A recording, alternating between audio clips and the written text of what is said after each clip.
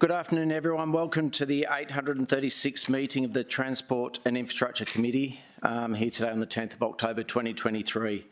Looks like we've got all committee members here. I'd like to welcome along Deputy Mayor, Councillor Gates. Thank you. Councillor McDonald, Councillor Neal and Councillor Tozer. So thank you very much for coming along. First of all, we'll deal with apologies. I'd first like to note that Councillor Pauline Young is not here today, so we can put that on the record, and hopefully I fill her shoes in a positive way. Leave of absence, I don't believe there's any leave of absence that's been asked for. I'm happy to second your motion regarding the procedural motion for Councillor Young. Move it. Okay, have we got a seconder? Yep, we're away. There you go, first was late.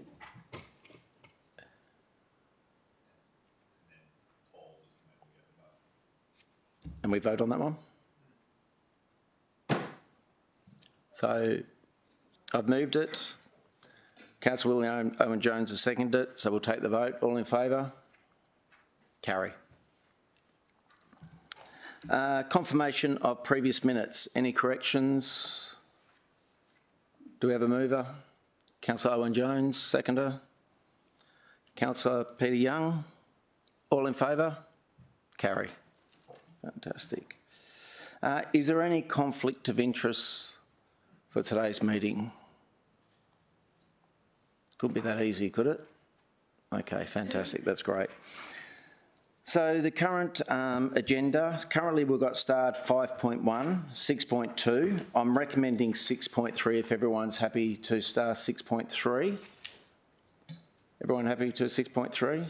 Could we unstar 6.2? And we'll unstar 6.2. So what we'll do is Mr. Chair. Yes. I mean, 6.5 was just so vanilla. I was happy to have that starred. 6.5? Yeah. Comfortable with that?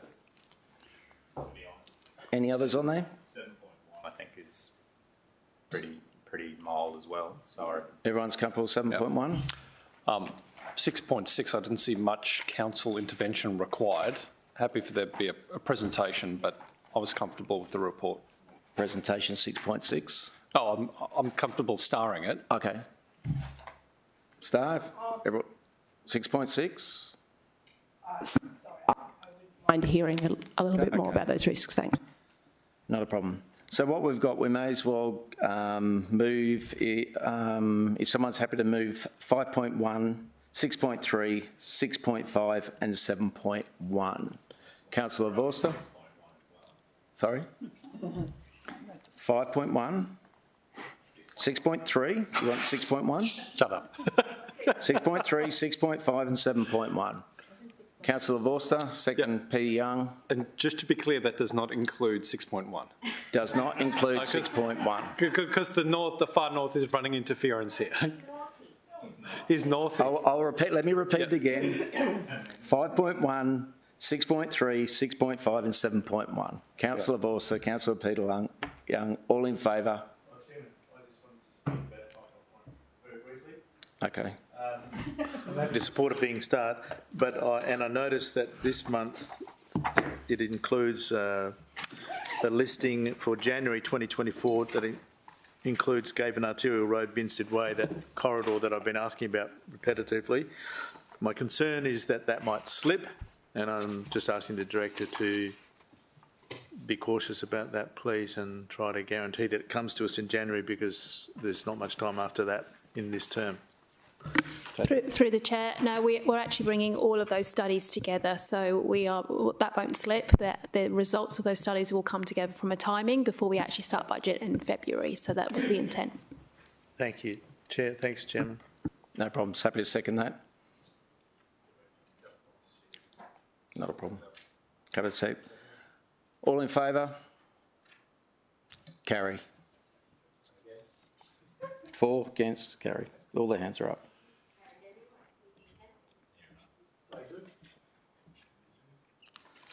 Okay, we'll go to 6.1, response petition, review of traffic operations, Reserve Street, Burleigh Heads. it is. So I might introduce, if I can, Mr. Chair. So obviously, when we had a quick conversation at the last two councils ago, the question was asked to the CEO whether we would respond to both petitions. There was some conversation about actually having one in play whilst a second petition was received, and there was quite a bit of dialogue about whether we actually should or should not receive the petition, which, as you are aware, is just a binary decision of council at that point in time. So we have responded to both components. We have both Nick and Dale here today to take any questions on those, and then obviously within the recommendations we are looking to see whether we can get it to an outcome where we can help this community but ultimately get an effective use of ratepayer money. So I'll probably, rather than assume report read, and go to questions. Yep, not a problem. Councillor Borster. Thank you very much. I just had a couple of process questions, then a few questions on the substance. Part 2 of the recommendation concerns me a little bit, and it concerns me because we have subordinate local law 1.1, which requires council, subject to a few tests, to receive a petition. And it appears that part 2 may be in conflict with subordinate local law 1.1 in that it introduces new tests to the receipt of a petition. And given that one council decision can override another, could I just get an understanding of what legal advice was sought about part 2 and whether it is defensible for council to resolve not to receive a petition which is otherwise compliant with the requirements in subordinate local law 1.1? Yeah, through you, the Chair. We got legal advice and they supported the wording as per part 2, but that's up to committee to agree or make change to that. But yeah, we certainly got legal advice that supported the wording that's shown in that recommendation. Yeah, I mean, Councillor Tozer just whispered something to me, which I think is quite sensible, but it says here that no further petitions be received on this matter unless significant new information. I just think it's more defensible to say that no further petitions be received and referred. Well, I think we have to receive it. So I think we have to say no further reports be provided. Yeah, but for me, I think the way we would capture that is by saying received and referred to the committee, which is the words that are used in the subordinate local law.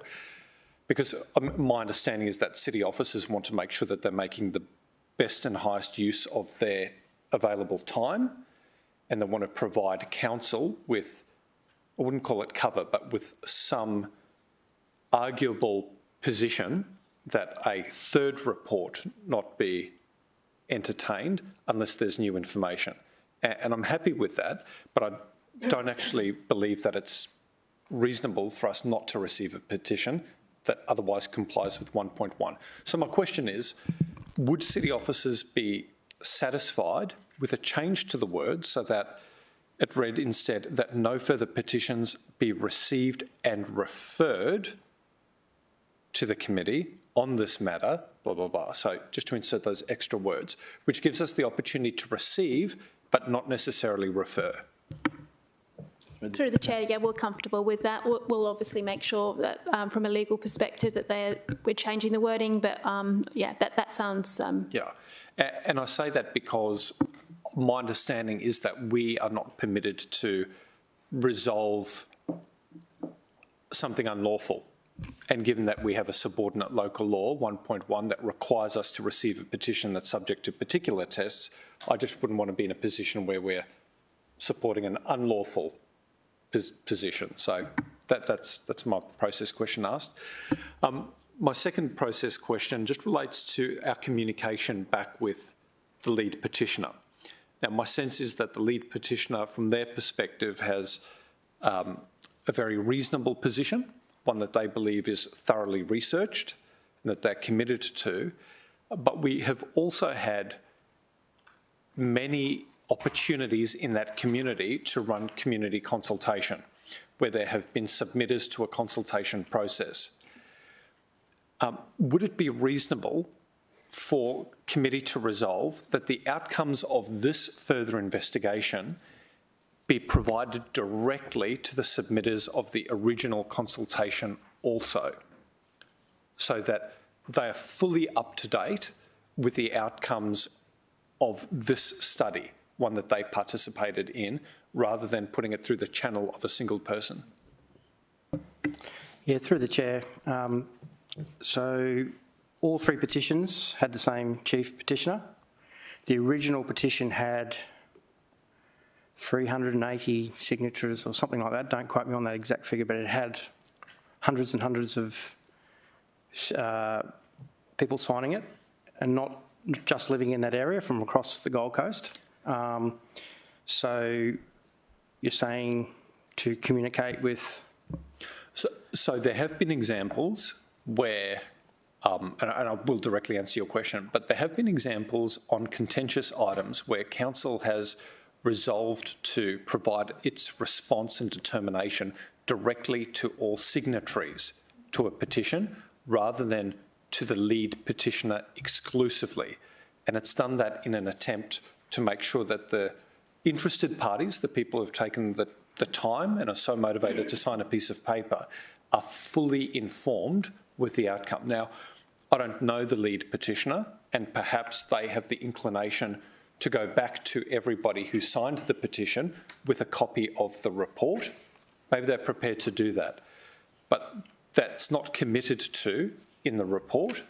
And in order to close the loop, I wonder whether city officers would be comfortable with sending the same letter that we would send to the lead petitioner, not only to all prior signatories, but to all of the submitters to the earlier community consultation on this, so that there's no mistaking the amount of work that we've put into this. Councillor Volser, could I just clarify, we've got two petitions at the moment. We're referring to, obviously, the lead signature and any of the petitioners. You're not including any previous applications prior to these two. So what I'm proposing is that all signatories to any petition related to the Koala Park traffic study be provided with an update on council's latest thinking. So all signatories on all related prior petitions, in addition to anyone who took the time to make a submission to the process. And just for the edification of my colleagues, I think that this is the critical, vital step we need to take to reduce the risk of a potential new petition being tabled unnecessarily, because at least the community will be fully up to speed about where we're at and why, rather than potentially labour under the assumption that we have done nothing. So through the chair, so to the Nick's earlier point, obviously there are potentially, we haven't obviously done the analysis of the people in the respondents for the first petition to the second and third, although we may assume some of them are the same. As you're aware, our petitions unfortunately are not digital at the moment. There will be some work to actually go through, find details if you want us to respond to each one individually. Let me put it a different way. Okay, if there is no appetite to consume our very scarce city officer resources to digitise addresses in a petition, would city officers be comfortable as part of its communication strategy following this decision to include that letter or letterbox that letter to every resident within the Koala Park study area? Councillor Gates, did you want to add to?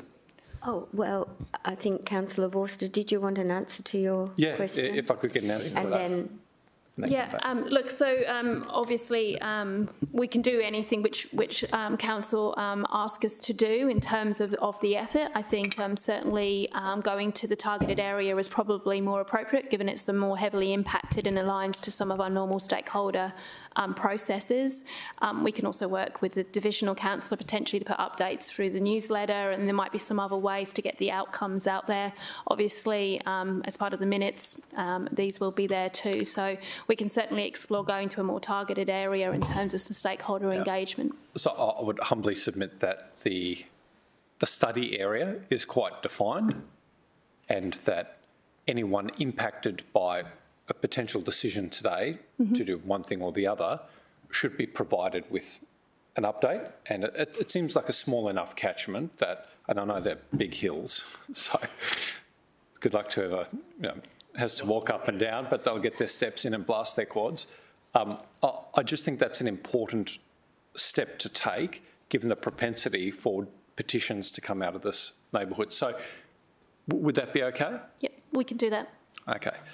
And Councillor Gates, I did have another question about the substance, but if we're on process, I'm through you, Mr Chairman, happy to proceed. Thank you. I think it's relevant at this point before we go further for my question, which is, it's quite a significant departure from the way that we handle petitions, and therefore, would it set a precedent for other petitions? Because my personal view is it's the job of a divisional councillor, and perhaps Councillor McDonald may like to do a letterbox drop of her area to fully inform, but I would hate to see a precedent set whereby sometimes we get thousands of petitioners, and it's not logical to think that we have the time nor resources to do other than respond to the lead petitioner. So I would just like to put that out there, that perhaps, I mean, it's not difficult to photocopy a letter to the resident and to have Councillor McDonald inform her constituents. And this is exceptional because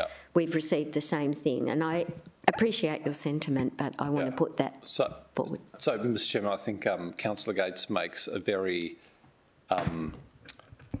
very good point, but for the fact that it's not the first time that this approach has been suggested. There have been examples where councils have resolved to contact all submitters in the past, but I see that as I see this as a necessary further step to take, given the extraordinary and unusual recommendation by city officers in part 2 of this recommendation.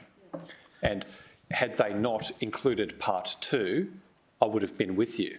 But so great is the risk of a potential new petition consuming city officer time that I want to sort of avoid any potential conflict of or suggestion that council's not listening to the community by making sure that the community know all of the facts. Councillor Patton, do you want to, is this in relation to the same to add? Thank you, Chair.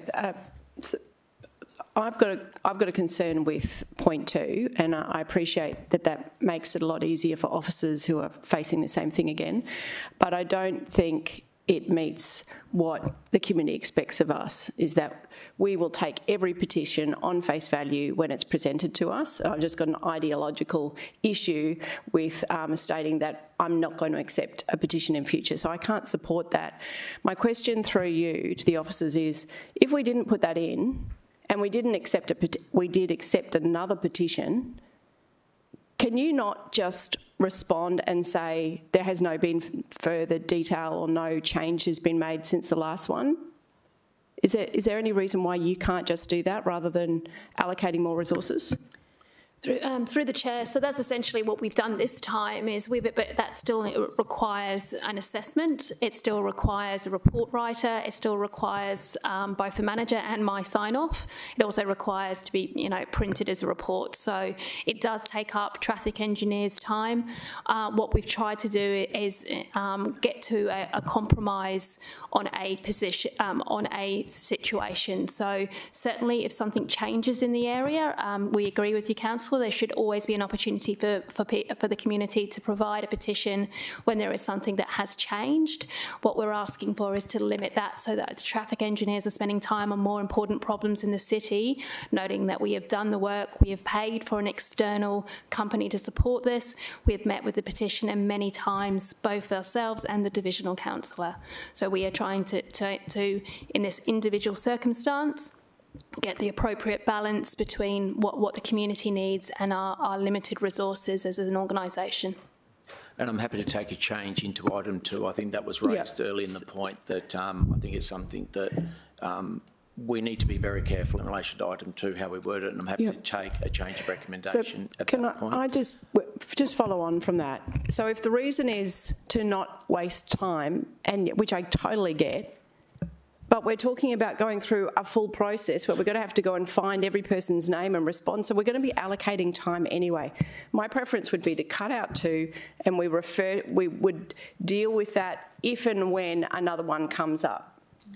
And the divisional councillor can make a decision when it's presented to council. Yeah, So I think we're going to be dealing with item 2 as a change of recommendation. I'd just like to ask the director in relation to the ability to go outside the actual resolution that we've got at the moment, and obviously the 2 petitions.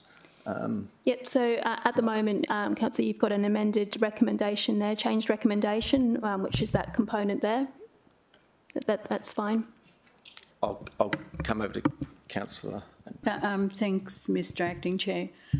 Look, I did speak to council officers when they gave me a presentation about my concerns, and I think probably then they went out and sought legal advice on it, because I feel that it's not for council officers to advise council about not receiving further petitions. It's when the petition comes to council that council decides then and there whether or not they're going to accept the petition.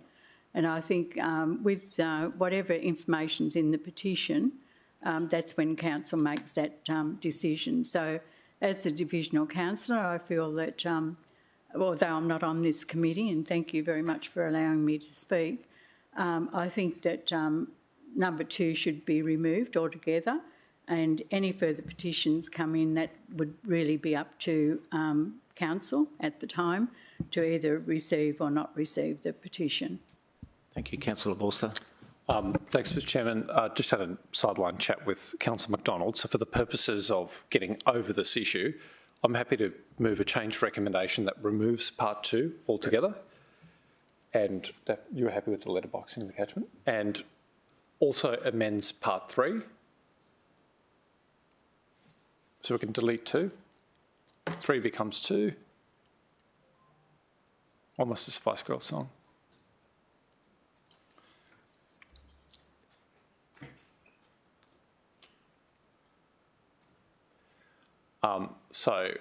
That the Transport and Infrastructure Director or Delegate be authorised to notify the lead petitioner and residents of the affected catchment. And importantly, I'm not saying that that's letterboxing. It could be that the best strategy is through an EDM or local newsletter, whatever it is. But from my perspective, as long as everybody in that catchment is notified, I think that's key. So I'm happy to move that, if there's a seconder. Happy to move it. Is there a seconder for the change of recommendations? Sorry. An affected so catchment. Removing 2 and making it a new 2. Okay. Councillor Patterson, second. We've got to foreshadow the recommendation. So I still had a couple of questions before opening, if you like.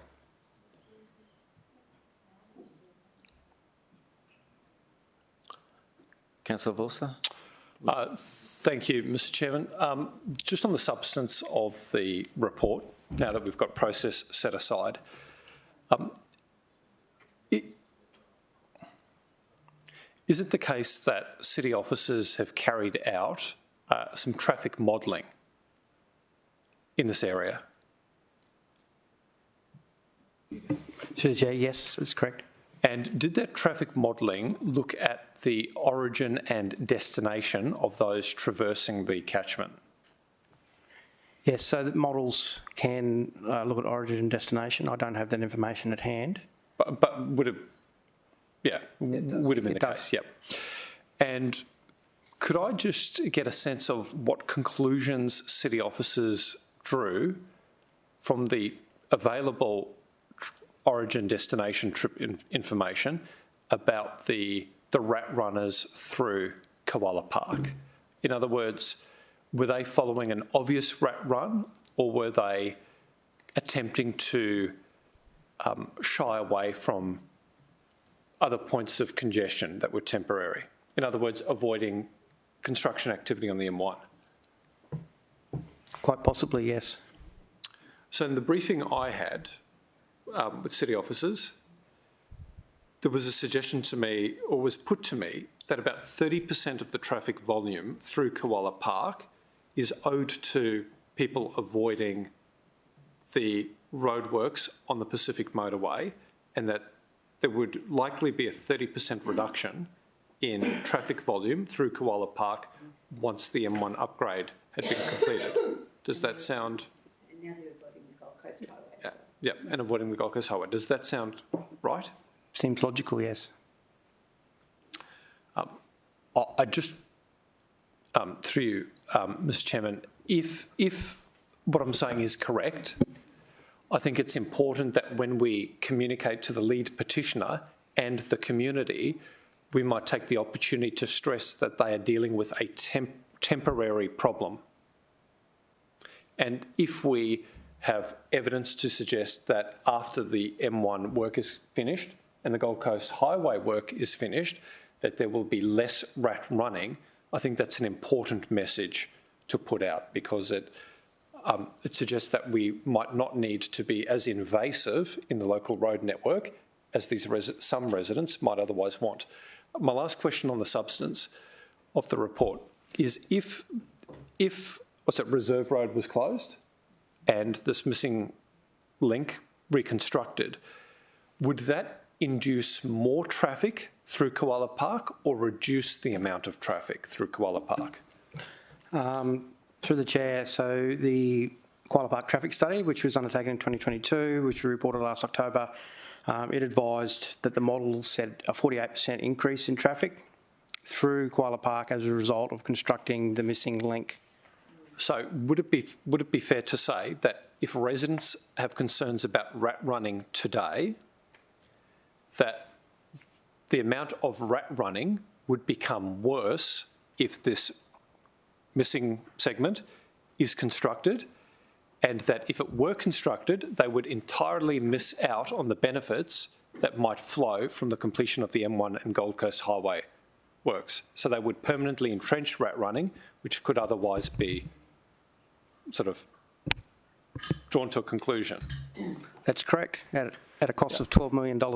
Yeah. So, Mr Chairman, again, I think that if what I'm saying is correct, that's a really important thread to pull through the correspondence we might have with the lead petitioner and the community. Because if the problem we're seeking to solve is rat running, let's not make rat running permanently worse. Let's give it an opportunity to subside. Thank you. Okay, any more questions so we can keep moving? Okay, so we've got the motion here. Did you want to speak to the motion? Oh, that was my opening. That was yours, not a problem.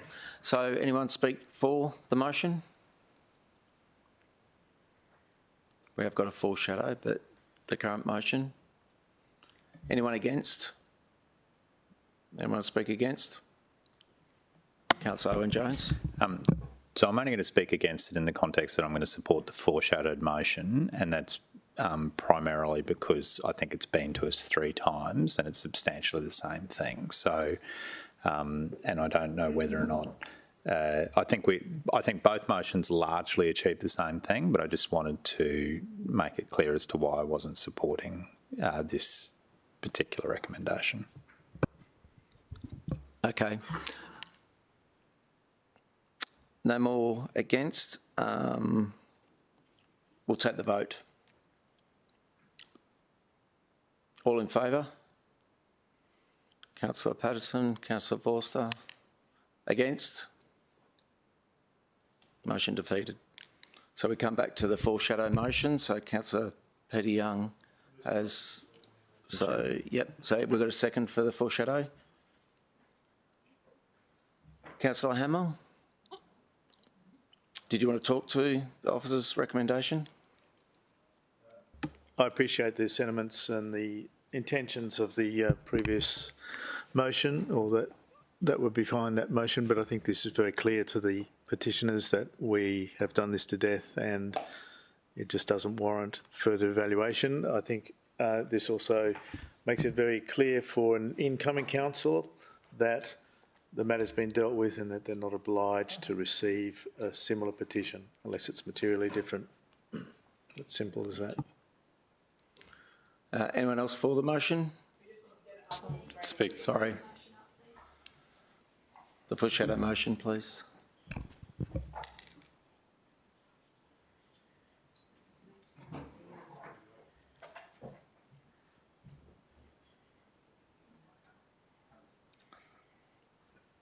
The officer's recommendation, it's in the report.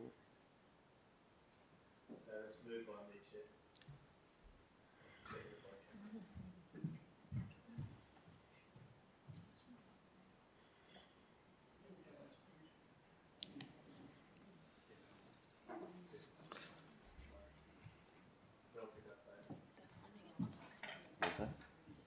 Yeah.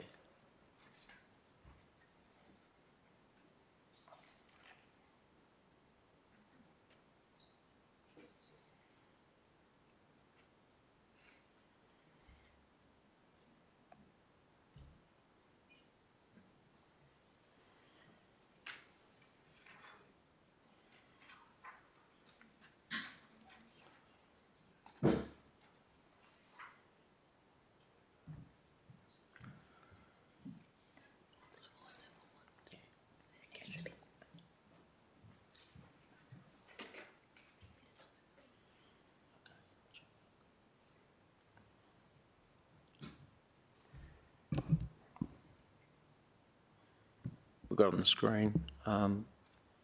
Councillor Vorster, do you have a question? No, but I'd like to speak against the motion. Yeah, not a problem. Anyone for? Against? Councillor Vorster? Thank you very much, Mr. Chairman. I have very strong reservations about Councillor Young's motion, and I have very strong reservations about this committee or full council entertaining words which, in my view, and I say that as someone that is not a lawyer, are in conflict with Subordinate Local Law 1.1. We're here to make decisions that are in the public interest, but must also be lawful. And our Subordinate Local Law 1.1, which governs our conduct in meetings, says, under the heading petitions, and this is on page 7, each petition is to be presented by a member who, as far as possible, is to make themselves acquainted with the subject matter of that petition. I would say that Councillor McDonald, as the local councillor, would be very acquainted with the subject matter. The nature and prayer of each petition is to be stated to the local government by, yes, which might be another way of saying preamble, perhaps, is to be stated to the local government by the member presenting the same, and if required, is to be read. 3, a petition is not to be presented or received unless, so these are the only reasons why, as far as my reading of the local law is, that a petition cannot be presented. It is worded in so unless it is worded in respectful language. So in other words, a petition that is unrespectful, disrespectful, there we go, thank you,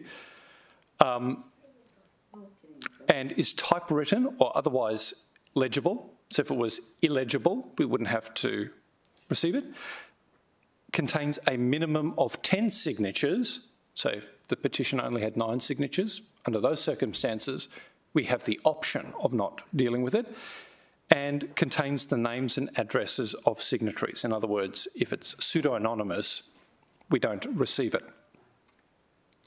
On the presentation of a petition to the local government, the only question which is to be entertained by the local government is, the only question, is the petition to be received or not, or that the petition be received and referred to a committee for consideration and report. So, Mr. Chairman, I'm not a lawyer, but our subordinate local law provides only so many grounds for a petition not to be tabled at council for consideration. And creating a new test, which is whether or not we have examined this issue once before and whether city officers are satisfied that it contains new information or not, is not captured in our local law. It is not grounds for rejecting a petition. It is not. And I think the local law makes it very clear. It is for council to decide whether or not a petition is to be received. And even if city officers would have us support a motion that say no further petitions be received on this matter unless yada, yada, yada, I'm led to this thought exercise. So we resolve this, Councillor Young's motion, we resolve this, and there is another petition. What happens then?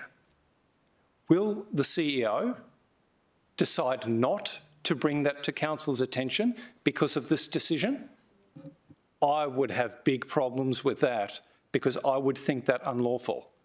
I would imagine that the CEO would still bring it to council, right? He'd still bring it to council so that one of us could table it, and then council, under that local law, will be forced to make one decision, answer one question, and that is whether it is to be received or not. The point I'm making is that this isn't, as per our local law, something that can be delegated to the CEO or another city officer. It is the job and responsibility of council. Now, I think it is chilling that any councillor would support giving the CEO effectively a delegation to prevent a petition coming to this chamber when the local law says clearly this is our responsibility. And I'll finish by saying we had an opportunity with the original motion to get this right, to not be in conflict with the local law, to reserve the powers that our local law hands to us as councillors, and, in my view, achieve a more effective outcome that would reduce the burden on city officers. And that is to make sure that the people who are affected by this decision are fully informed about council's position. And should they be armed with the facts and the kernel of our argument, I would suspect that they may hesitate to sign a further petition. But if they do, at least we'll be complying with the local law. Anyway, I'll leave it at that. I just think it's extraordinary. Councillor Patterson. I'd just like to make a quick note. I'm also against this, to say that this is a really significant thing that officers are asking of us. And for you to bring a report to us and say, oh, we've got legal advice, this is about legal advice for us, not for you. We didn't see the legal advice. You didn't even present that in the report, and you're asking us to make quite a profound change in how we deal with petitions. So at least in future, if you were going to request that, if you could do us the courtesy of providing legal advice. Thanks. Councillor Owen-Jones. Thank you. So I appreciate the enthusiasm that the people have spoken against this, and I think it largely revolves around the receipt of future petitions.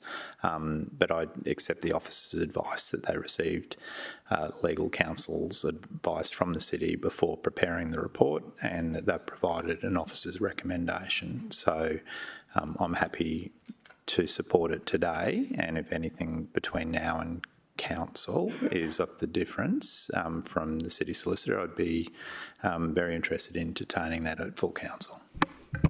Thank you. Councillor Gates. Could I just ask a question through you to the officers? If they became aware of other parts of the local law during this legal investigation, whether there are other elements of the local law that allow us to set aside the requirements as outlined by Councillor Vorster? Through the chair, look, we're happy to work with legal services to provide that advice between now and council if it certainly helps everybody so that you can understand that.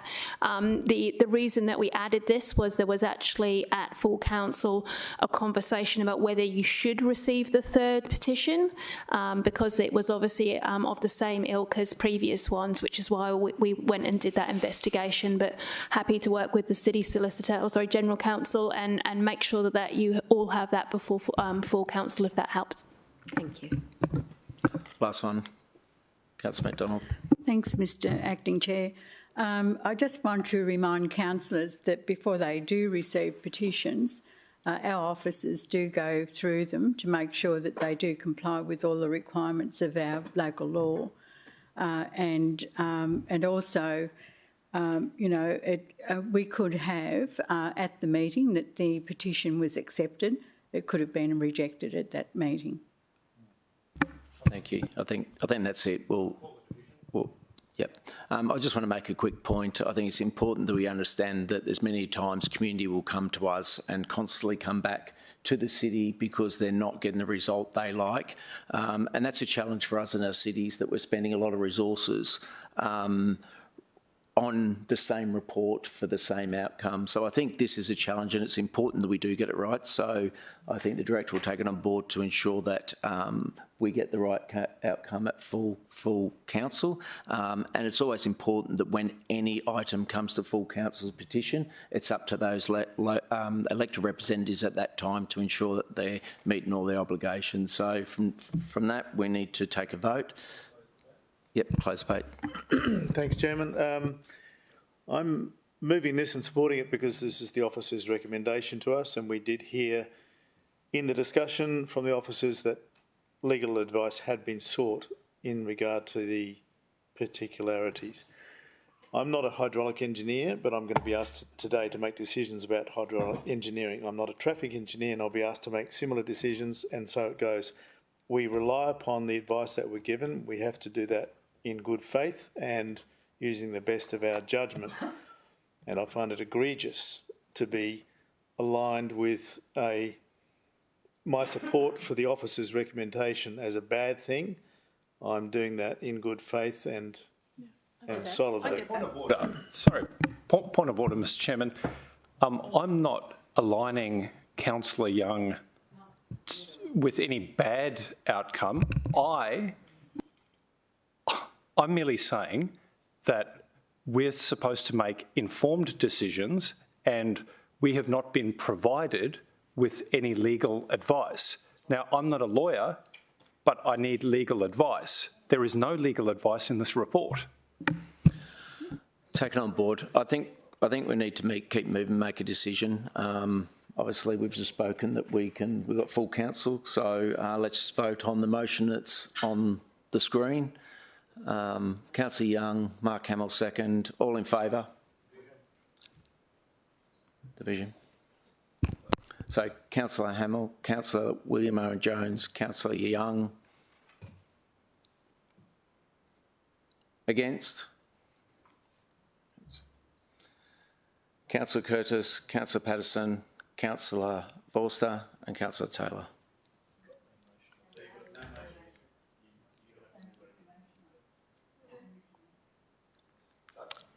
So, first time, what do we do?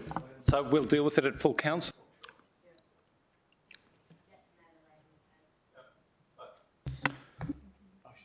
So I'm happy to move a procedural motion that item 6.1. 6.4. We said 6.1.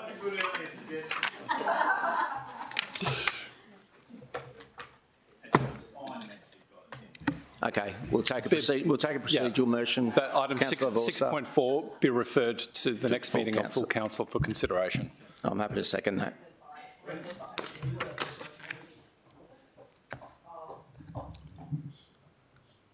There is no pre-selection. I'm not a candidate. So you got the procedural motion.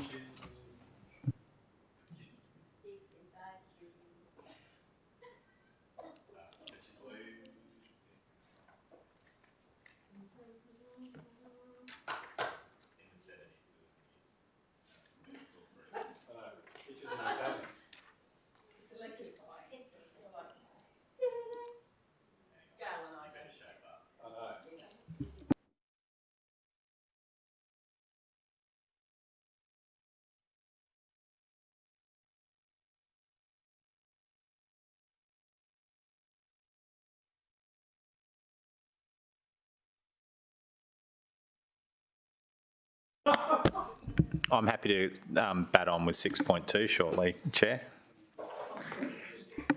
This hasn't taken the vote yet. Thank you, councillor Tozer.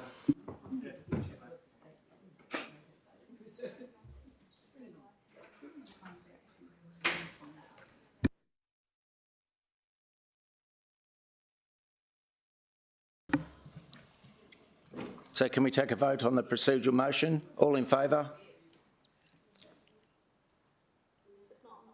Is it not up?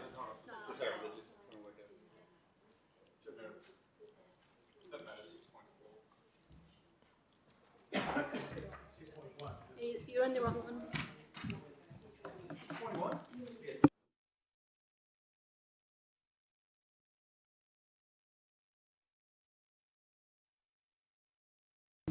I'd just like to say hello to Councillor Pauline Young. Oh, she's tuning in. Well, just in case she is. It's the middle of the night.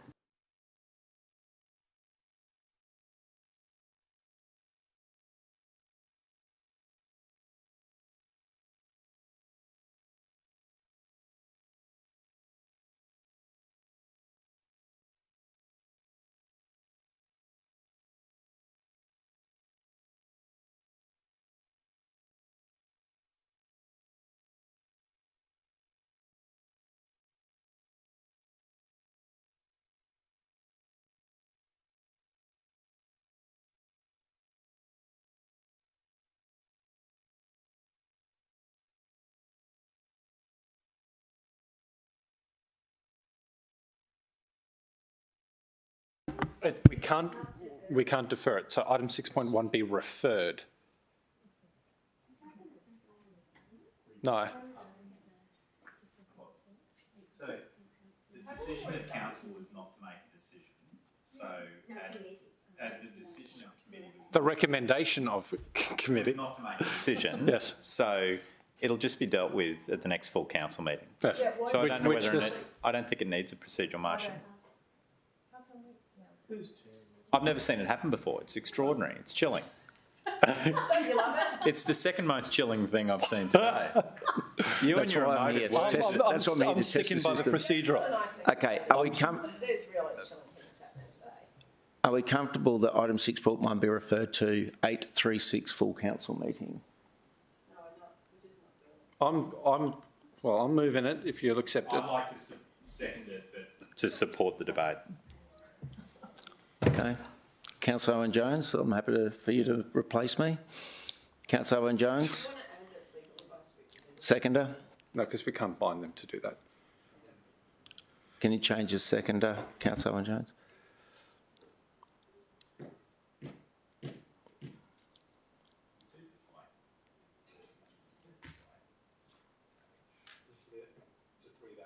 Okay. Okay, can we take the vote? All those in favour? Carried. Against? You got something. Oh.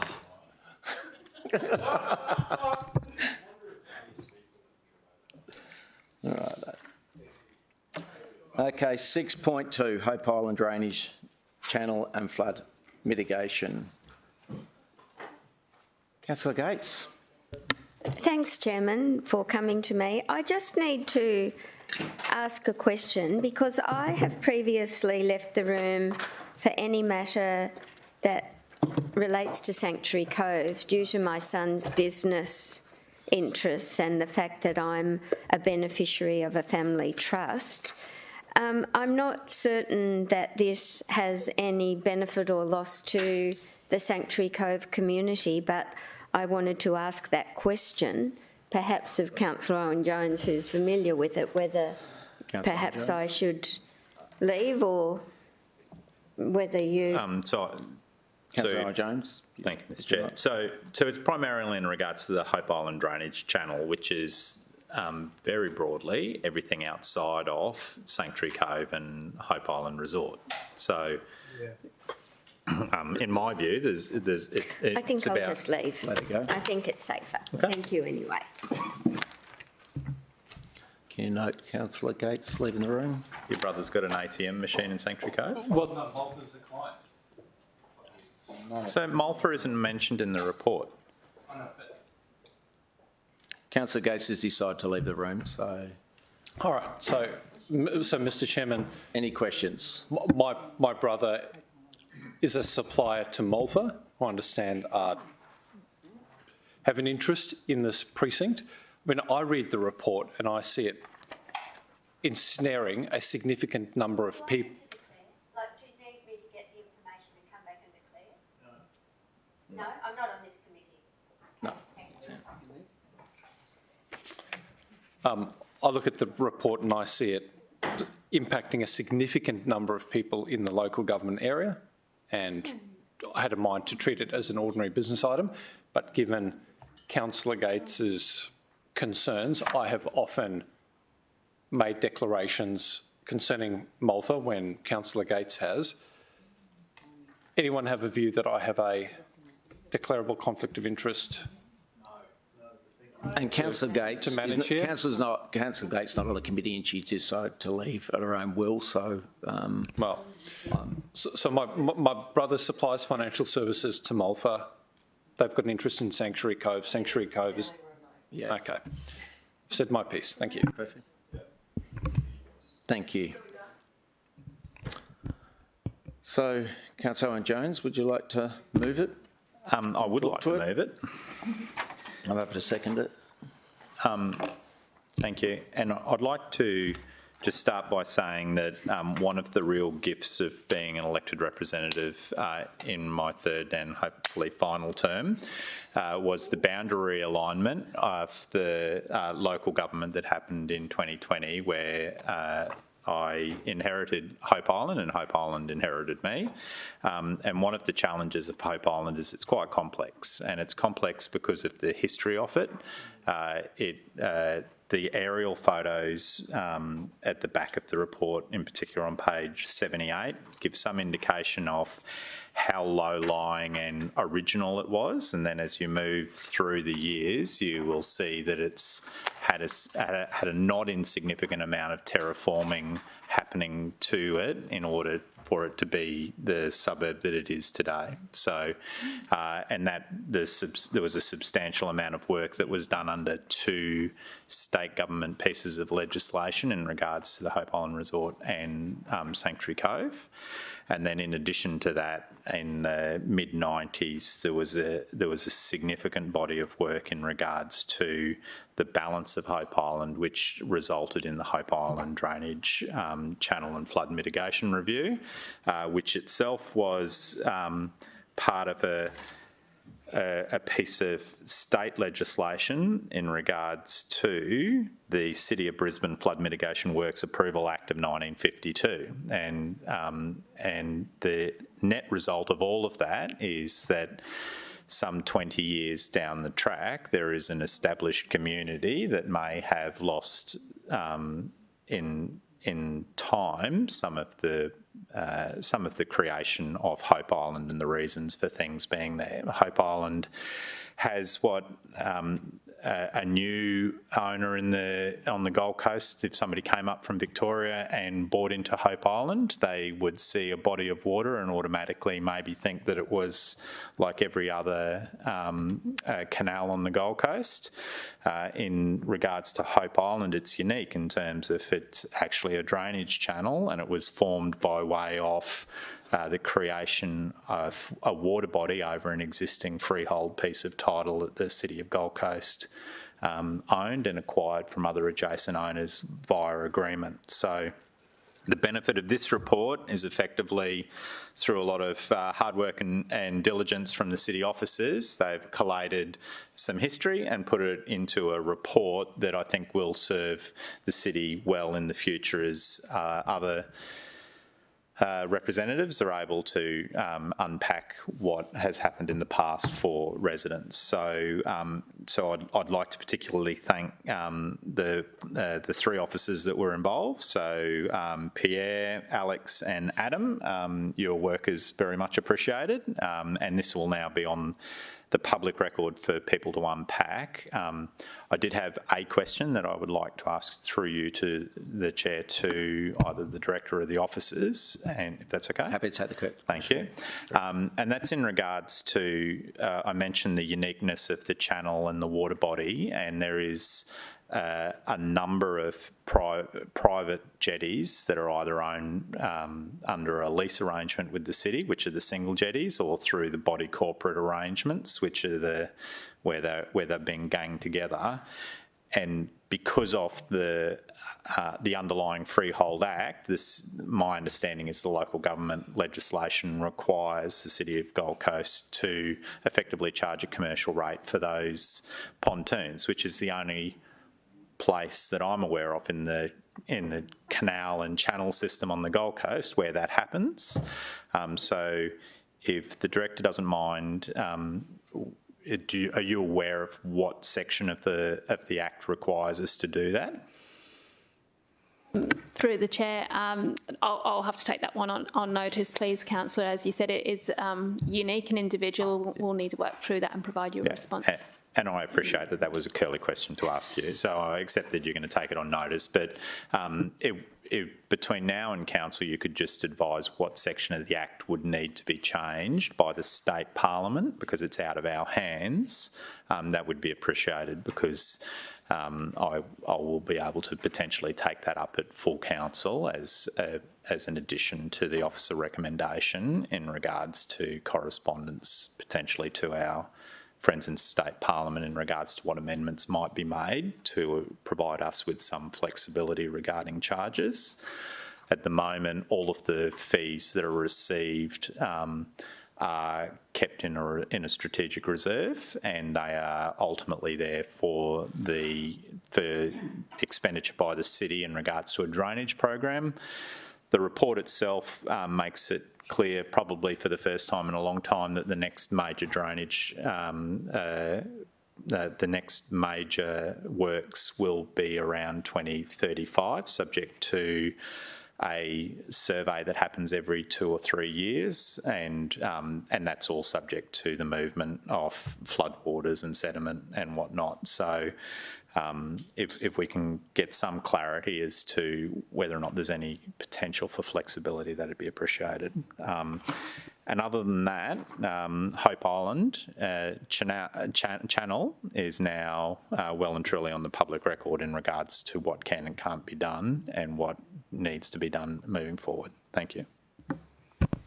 Thank you. Don't believe there's any more questions. We'll go to the vote.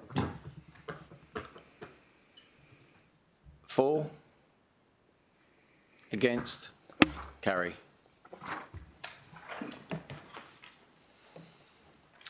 Okay, 6.4. Okay, yep. Yep.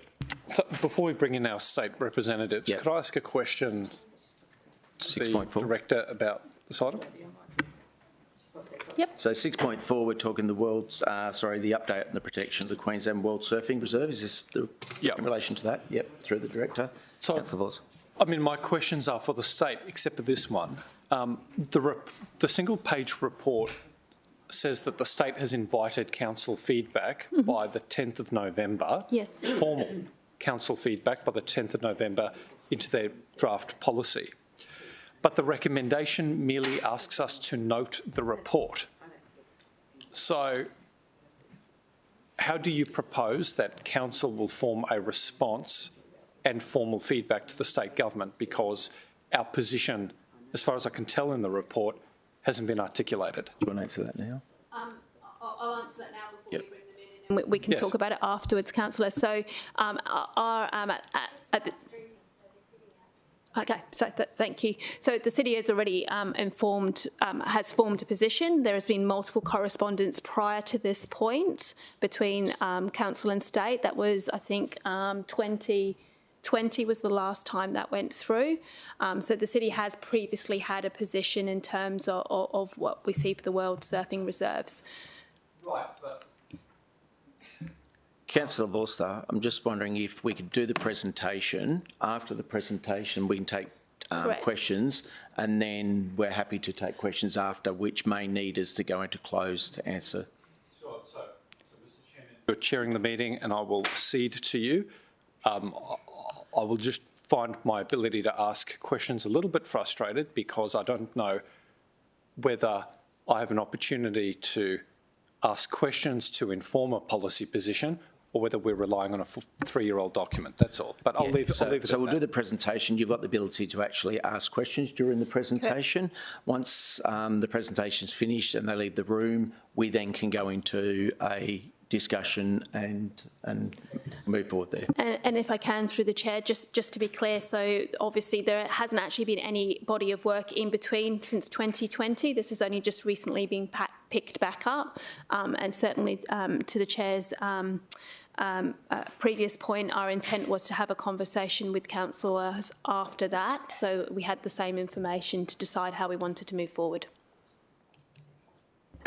So, Kathy, would you like to introduce our guests? Thank you. So coming in to present this afternoon, we do have Andrew Sly. Andrew is the Deputy Director General for the Department of Sport, Recreation, Tourism, Innovation and Sport. And with him, he has supporting officers Sandrine Therese and Liam Dobson. So they are here to talk to us about the potential amended policy for the World Surfing Reserves. Good afternoon, councillors. Chair, thanks very much for the invitation to present to the committee. As the director said, I'm Andrew Sly, the Deputy Director General for Sport and Recreation in Department of Tourism, Innovation and Sport. Can I start by acknowledging the traditional owners on the land where we meet today and pay my respects to elders past, present and emerging. Thanks very much to the Gold Coast City Council for your ongoing engagement with this project, including attendance at all 4 surfing roundtables through officers of both, and also for providing your feedback today. It's been really great to work with officers, particularly from Transport and Infrastructure, as well as Stormwater, Beaches and Waterways divisions. It's very important for me to highlight at this point that the draft policy acknowledges the expertise and the existing role of local governments to manage, protect and regulate a range of attributes at Queensland's World Surfing Reserves. Policy is also not intended to affect, reduce or remove any existing local government powers, including those in local government planning schemes, strategies and local laws. So before I provide a bit more of an in-depth overview of the draft protection policy, I just wanted to summarise a bit of the history of the project to date, so the committee has visibility on where we've come from since 2020. As I'm sure many of you, or probably all of you know actually, World Surfing Reserves are globally significant surfing areas with an outstanding series of surf breaks. There's now 12 designated World Surf Reserve sites operating across local stewardship committee management across the globe, including 3 in Australia, being Gold Coast, Noosa and Manly in Sydney. It was acknowledged at the beginning of this project and the initial establishment of the roundtable that existing regulatory frameworks at the local, state and national levels largely protect World Surfing Reserves, including for coastal processes, water quality, foreshore vegetation, marine plants and adjacent protected areas such as the Burleigh Heads National Park and Noosa National Park. There's many, protections, some of which are the EPBC Act, Environmental Protection Act, Coastal Protection Management Act, etc., etc. It's also important to acknowledge the role played by non-regulatory protection mechanisms such as behaviour etiquette guidelines that support constructive sharing of the waves and improving the experience of being in surf for all users. Having said that, the Surfing Roundtable acknowledged that it was important to consider any potential gaps in protection that need to be addressed to ensure these iconic surf breaks can be preserved for the future. Protecting these globally recognised sites will honour First Nations culture and traditions, preserve surfing cultural heritage and ensure they continue to support major sport, recreation and tourism opportunities that are particularly important for coastal communities and visitors alike. So a bit of the chronology. The first government commitment to protect World Surf Reserves was made in 2020 during the 2020 Currumbin by-election and committed to work with community to consider legislation to protect Queensland's 2 World Surfing Reserves. By early March 2020, a roundtable was convened by the then Minister for Sport, with members of the roundtable agreeing to prepare a discussion paper around the key issues.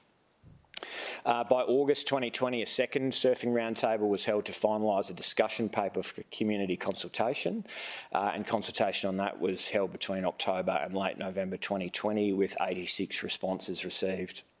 So whilst the department acknowledged at the subsequent roundtable number 3 held in March 2021 that the consultation results involved a small self-selected sample that couldn't be generalised for the whole community, the survey and submissions provided qualitative insights on stakeholder sentiment and showed a desire to protect our world surfing reserves from environmental damage, future development and increased population, as well as to preserve the cultural values of First Nations people and surfing heritage. Second government commitment was made during the 2020 state election to develop legislation to give strong and lasting protections to the World Surf Reserve from Burleigh down to Snapper Rocks. While this commitment only notes the Gold Coast World Surf Reserve, the draft protection approach is also intended to protect Noosa as well. The intent of the commitment is to protect surfing waves from redevelopment that may adversely affect quality of those waves, to ensure we also protect the cultural, social, economic and wellbeing benefits of surfing in these locations. In 2021, an interdepartmental working group was formed to progress work on the protection approach for the 2 World Surf Reserves. Membership of that working group included officers from our department, from Department of Environment and Science, and from the planning group within Department of State Development, Infrastructure, Local Government and Planning. It was also acknowledged that many non-regulatory initiatives are important to preserve what is much loved about the World Surf Reserves, such as behaviour change and information and awareness raising initiatives. It was also agreed that a draft protection policy should be developed which seeks to address a seeming gap in development assessment that does not explicitly require addressing surf wave impacts from proposals. The working group has collaborated to develop the draft protection policy, which is currently out for consultation, noting that it is not government-approved policy at this point in time. So in summary, the protection policy in its current form outlines what World Surf Reserves are and the declaration process, acknowledges traditional custodians on the land, defines the area of each World Surf Reserve, highlights social, economic and health benefits of surfing, outlines the key threats to surfing waves or surfing amenity, unpacks the analysis that was undertaken to determine that a protection policy was actually the most effective and efficient mechanism, outlines the types of development that may adversely affect the character of surf breaks, such as those that may transform or impede waves, change the seabed level, change the movement of sand, and change wind patterns as well. And it also outlines the proposal on how the policy would be implemented or given effect once approved by executive government. You'll also see that the draft policy explicitly states that it does not intend to affect, reduce or remove any existing local government powers, including those in local government planning schemes, strategies and local laws designed to manage your coastal areas, including beach and surf amenity, for example, by creating artificial reefs and beach nourishment activities. Protect private property or prevent coastal erosion, including through the construction of seawalls and groins. Manage the landward side of a World Surfing Reserve and to protect public safety and manage public activity. Policy also stipulates that it's not intended to limit the undertaking of coastal management works that aim to maintain, enhance the character of the coast, protect the coast from sea erosion, maintain navigational safety, provide flood mitigation or other works prescribed by legislation. However, it is essential that any coastal management works conducted minimise adverse impacts on a surf break in a mapped World Surf Reserve. We do fully acknowledge that there may be other elements or types of works that could potentially be included in this section, and we are certainly encouraging the City and other roundtable members and their key stakeholders to provide the feedback as part of the consultation process that is now open until November the 10th. The protection policy is also accompanied by a draft appendix that provides a lot of background information in terms of how we got here, etc. As part of the initial review of existing regulatory frameworks at the local, state and national levels, the working group explored options under the Planning Act 2016. As development is generally regulated under this instrument, as you would well know. The planning framework under the Act already provides a level of protection for our existing World Surf reserves, as approval must be granted to allow for certain coastal development to occur. But the draft protection policy proposes to include surf amenity as a consideration when coastal development is assessed for approval. For development to be assessed by SARA, it must be stated in the planning regulation. The draft protection policy does not propose any changes to the planning regulation, as coastal development and tidal works are already assessed by SARA. Pending government approval of the protection policy, it's proposed to be implemented or given effect through amendments to State Code 8, which is coastal development and tidal works, under the State Development Assessment Provisions, also known as SDAPs, through the inclusion of additional performance outcomes. These performance outcomes will ensure that the State Assessment and Referral Agency considers the impact of proposed development on surf amenity on a mapped World Surf Reserve. Proposed new benchmarks in State Code 8 are intended to ensure that SARA considers the impacts of proposed development on surf amenity on a mapped World Surf Reserve. When making an application to SARA, however, the applicant must now demonstrate how their development meets the requirements of the relevant SDAP code, which for tidal work or work in the Coastal Management District, again, is State Code 8. So development will be assessed against the code, with the code containing a purpose statement and assessment benchmarks, etc. The draft policy proposes that additional outcomes are included, so surf amenity is included in the assessment process. The Department of Environment and Science, as the technical agency, provides advice on such matters, including whether or not the state should approve the development, with or without conditions, and or approve it. It's important to note, however, that existing approvals, very important to note, existing approvals issued will continue to operate in accordance with the conditions that were given at the time of approval. So this only captures new development proposals. I'm going to take the question, Chair, from... I've still got a few slides to go, but we can take questions if there's things. Yep. Happy. Councillor Vorster. Thank you very much, Mr Chairman, and I'll do my best to get these done and dusted as quickly as possible. Sure. So my first question is just around the feedback that you're soliciting. You may or may not have heard my preamble before you entered the room, but we have a council report that says that we have been invited to provide feedback by the 10th of November. Yes. Which is interesting because it's just around the corner, and our council report is 3/4 of a page long and doesn't outline a position that we might take, and we might do that after this meeting. Could I just get a sense of to what extent would you be receptive to the feedback provided by council, or would you imagine that the substantive amendments proposed for Code 8 will remain as the government and as the department has settled on? Through you, Chair. Look, I think without speaking for government, we will certainly be able to take on any feedback in terms of what you put forward. Whether it's accepted or not needs to be a balance of, I guess, where we've got to. This has been 3 years in the making, so it's a fairly known position. Sure. The state feels like it has taken on board a lot of council's commentary and feedback from previous correspondence from the Mayor. Now, from the Mayor? Yep. All right. Yes, penned by the Mayor. I understand, and sometimes what the Mayor sends has not come through council, so we mightn't know. Could I ask just around the consultation then? So your report and presentation talks to the fact that there were a very small number of responses received that couldn't provide us with a broad sense of where the community was at, but I take it that the government's relying on the election outcome together with the qualitative feedback from interested stakeholders to form up a view. Usually when council would propose changes to planning rules, we would present those rules to the community to seek their endorsement and input. So initial consultation, we then settle on a form of words, and then we present it to the community for further feedback. Yep.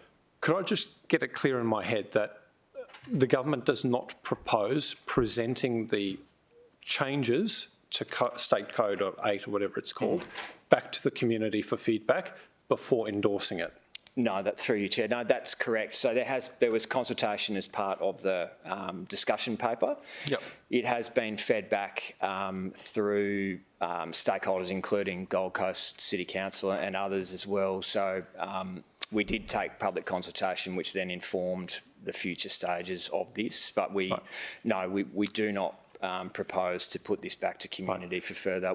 We would be saying that is, I guess, for the start for our key stakeholders to talk through to their stakeholders. Could I just get some clarity? Through the consultation portal or website or whatever channel was used to solicit the feedback, is the proposed, sorry, I should get the term right. So what is it called? State Code? State Code 8? Yep. Is the proposed amendments to State Code 8, have they been published at all? Are they publicly available at all? Not to provide input, but at least for people to know what the outcomes are proposed to be. Hold 1 second, sorry.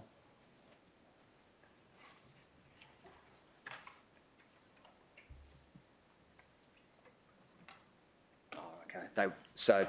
Through your Chair, they will be published, but subject to adoption of the policy. Okay, so they will be published. Could I just ask, I don't want to put city officers in a difficult position, but have the draft changes been provided to council? No, if I may address council. Press your button. Apologies, if I may address council. At the moment, we're just deliberating on the draft protection policy that, if approved by executive government, would then lead to amendments to State Code 8. Right. So there are no draft new performance outcomes as of yet. They are subject to this draft protection policy being finalised with stakeholder input and then being approved by executive government. Could you, and I don't want to put you in a difficult position, and I'm not here to engineer a conflict between the state and local government, but I suppose, could you see how it is difficult for us to provide a response to this body of work which has not been fully disclosed to us? So we're a creature of the state government. I get it. We're subordinate to the state government. But when our feedback is solicited, it needs to be, our position needs to be as fully informed as possible. And it's difficult for me as a decision maker to understand whether this is a positive thing for the Gold Coast or a negative thing for the Gold Coast, because I actually don't know what is being proposed. And I can only know what's being proposed by looking at what would change. And as far as I understand, the only thing that would change is State Code 8. And please, you don't need to respond unless you want to, because that might be difficult for you. But it's a useful preamble to my next question. Can you give me examples of developments that would affect waves approaching the coast? Sure. As a couple of examples through you, Chair, cruise ship terminals would be likely, desalination plants, those sorts of things. So there's nothing, I should also say that there's actually no prohibited development as part of this change. All it is saying is that you need to prove that it does not affect surf amenity. Okay. And that'll be assessed by the normal process that gets referred to SARA every day of the week through DAs. So you talked about cruise ship terminals and desalination plants. They're predominantly in on the seabed, in the mapped area, which seems to be entirely inundated by water. But on page 18, you talk about ensuring that all development, and it's our page 118, by the way, but I suppose it's just before the appendix, so it's on the last page of the main report. It says here that existing provisions within State Code 8 will otherwise remain unchanged and will continue to ensure that all development, whether within or outside the World Surf Reserve, is assessed for impacts that may change coastal processes, So my question is, are there examples of development outside of the mapped area which could adversely impact the formation of waves? In other words, on land? I don't believe so. I mean, I can't hand on heart say no, but there's nothing that springs to mind, Chair, through you, that would be landside that would affect wave amenity or surf amenity, sorry. What's up to Chair? Yep. So, for example, works on our A-line rock defence, would that be okay? In regards to when we have a basement and the sand is put out on the beach? If I can refer to the second page of the draft protection policy, the second paragraph under protection policy states that the policy is not intended to affect, reduce or remove any existing local government powers, including those in local government planning schemes, strategies and local laws designed to manage coastal areas, including beach and surf amenity, for example, by creating artificial reefs and beach nourishing activities, protect private property or prevent coastal erosion, including through the construction of seawalls or groins, manage the landward side of world surfing reserves and protect public safety and manage public activity. And elsewhere in the policy, it basically makes clear on the last page, second last paragraph, that the policy is not intended to limit the undertaking of coastal management works that aim to maintain or enhance the character of the coast, protect the coast from sea erosion, maintain navigational safety, provide flood mitigation or other works prescribed by legislation. So the intent is certainly not to interfere with Council's existing powers to manage and do what it does well. Thank you. Good. Thanks. Yeah, Norris. Could you give me examples of developments that would change wind patterns that would adversely impact wave development? I would love to defer to my Department of Environment and Science and Planning colleagues who are not here today, who are the technical experts that would be looking at this under the State Assessment and Referral Agency. Right. So I'll just make the point to my colleagues, and again, this is I'm not making life difficult for our friends here in the state, but very difficult to provide a fulsome and response to this policy if we don't have examples of what may or may not be impacted. I think, Chair, through you, I think, as I said before, this has been 3 years in the making, Councillor, so Council has been very well informed on the journey. Just to be clear, in our local government area, we make a distinction between the Council and the administration. So yeah, but it is, as a public servant, Councillor, that Council officers, as do state public servants, advise Council and government. My view is, again, this has been 3 years in the making and that Council officers have been on this journey. And so my view would be that it's up to Council officers to brief Council. And again, if you paid attention to my earlier remark, I'm not casting aspersions on our friends in the state. I made that clearly. I clearly said that prior to asking my question. And I just want to be clear, it hasn't been the role of your department to brief Council. This is an excellent opportunity that we have to ask questions so that we can make a fully informed response, which we've been invited to do by your department by the 10th of November. But in order for me to be one of 14 colleagues to provide you what you have asked for, I'm merely seeking clarification. And I don't see anything wrong with asking for examples of developments that may impact wind, because we rarely receive them in Council. I haven't received one in 8 years, but if there's something that you know that I don't, it's incumbent on me to ask. Yeah, and it's not a reflection of you, it's a reflection on me. Yeah, okay? Fully appreciate that. I'm not suggesting otherwise. I'm just suggesting that my view would be that council officers should be giving you the information that you're seeking as well. Well, again, I don't know that we have ever received an application for an offshore structure that may impact wind, but no doubt the state managing a massive coastline might have more experience than our city officers. So I thought I'd avail myself of the opportunity to speak with the experts. Unfortunately, some of them are not here today. My next question is with respect to a claim or risk identified on page 120.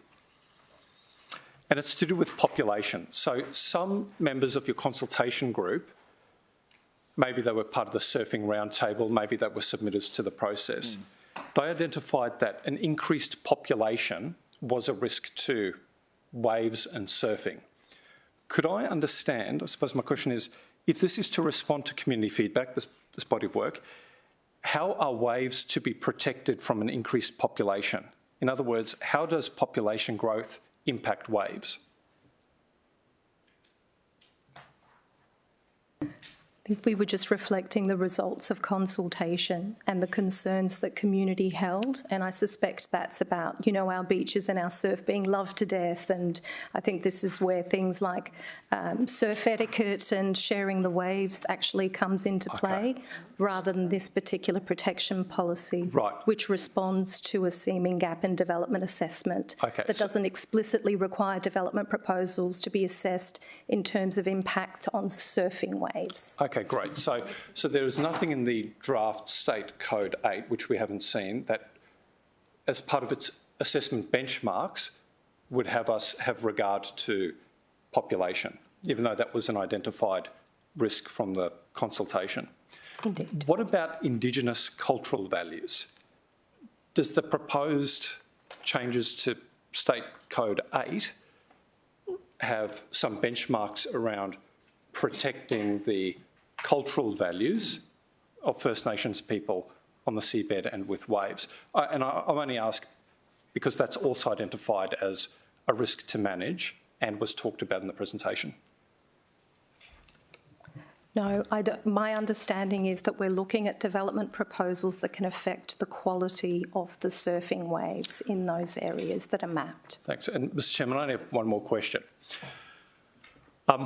Could I understand whether so when we have planning matters pop up, we've got our acceptable outcomes and we've got our performance outcomes. And our performance outcomes allow us to effectively look at a development application on balance to determine whether there's a supportable outcome or not.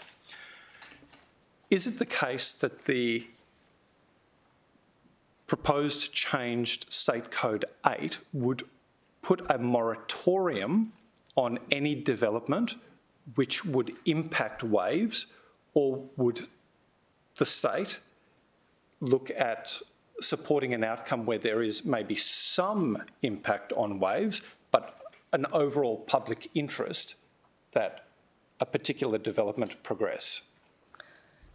Again, I must apologise. I am a policy person from sport and recreation, not someone in environment and science and in the planning department that would be better placed to respond to that. That's certainly not the intent. The intent, as I understand it, if the draft protection policy is approved, is to include additional performance outcomes. So not change State Code 8 as it is, that stays the same, but to include additional performance outcomes that deal with the quality of surf waves in those mapped areas. Right, I thank everyone for their time and indulgence. Thank you, Councillor Vorster. Councillor O'Neill. Thank you, Chair.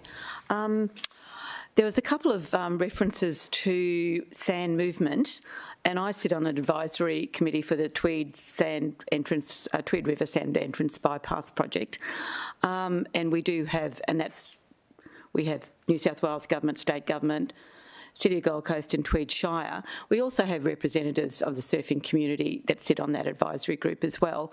So I'm assuming, is there anything in this draft policy, and I couldn't really see anything in particular, that would affect that because it does say that you know, our ability, council's ability to nourish the beaches is fine. There's no problem there.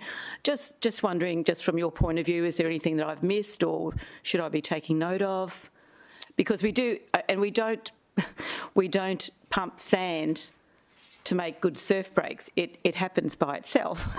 Yeah. But you know, you do get that swimmer versus surfer, you know, a little bit of a conflict there when you do with this project, and we've just been through a whole lot of consultation with that project, and I'm in favour of the project. I think it's been great for Southern Gold Coast beaches, and it's certainly been great for the Tweed Bar.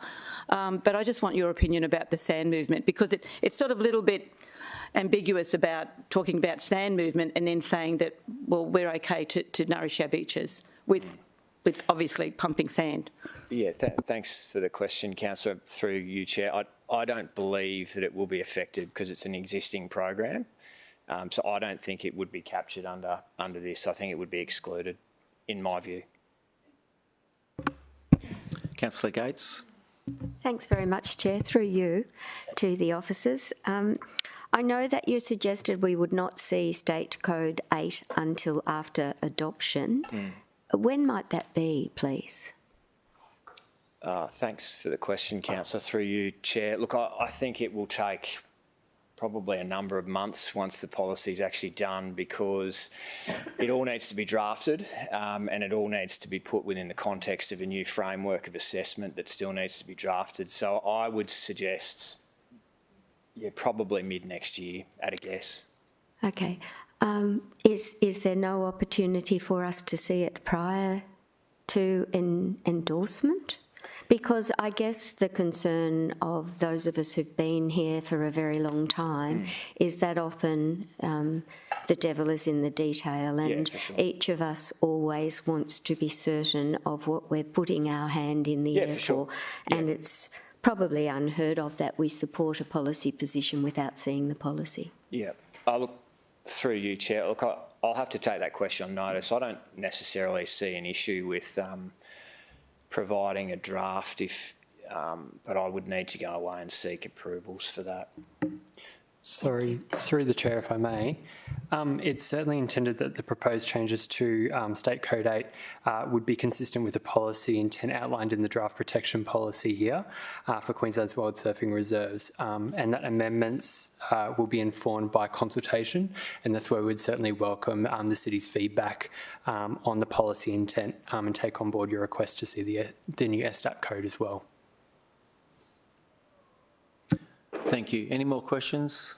Councillor Owen-Jones. Do you see the circular nature of that, though?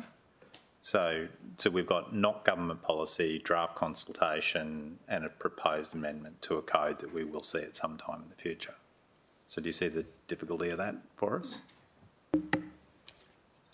Through you, Chair, if I may. I think that the purpose of this is to get the draft protection policy as it currently stands and the final protection policy that will progress for government approval.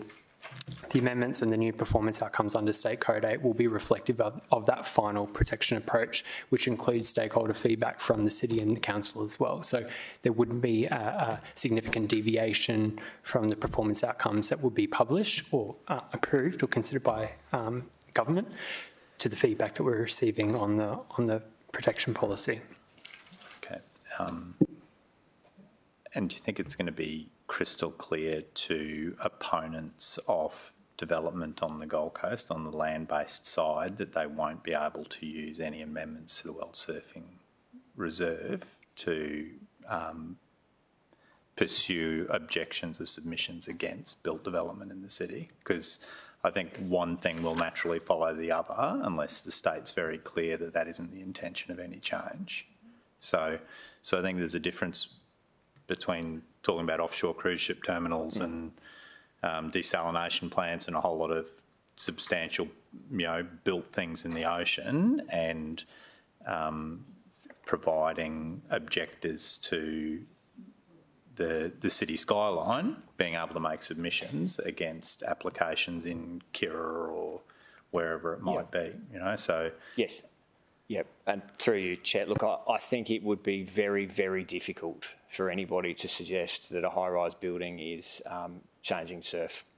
I think it will be I think it'll be a lot easier than you imagine, because I think it happens a fair amount where suggestions are made that the built environment changes the wind, so therefore X. You know, so and like I mean, everybody who sits in this room today loves our city and loves the beaches and respects all of that, but like I mean, the unintended consequences sometimes are that there are some people that get very enthusiastic about legislation changing and will twist it to protect them, to present their own argument. Yeah, so through you, Chair, a couple of things. It's not legislative change.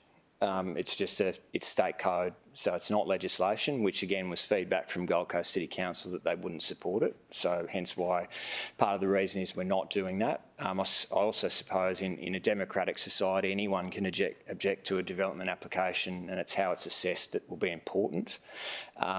And that anyone can generally appeal an approval. So it's we will do our best to make it very clear, but we can't stop people from objecting to things or putting in submissions as part of a DA process. Councillor O'Neill. I'm just having a second chop. I probably will bring up the situation with population as well, because we're being encouraged by the state government to deliver more housing options and certainly densify, and that's certainly happening in my area, which is smack bang in the middle of the surfing reserve, well, adjacent. And when we are encouraging people, to come and visit and use our beaches, but I think, the City of Gold Coast, through its, surf management plan and our stewardship committee with the reserve, it's gone a long way to actually, redoing surf etiquette signage, pushing the fact, that you have to be, that we only have a certain amount of surf breaks and to be, everybody has to be, just take notice of that. But as far as population goes, unless you want to try and cap a population, I'm not sure how that has any relevance.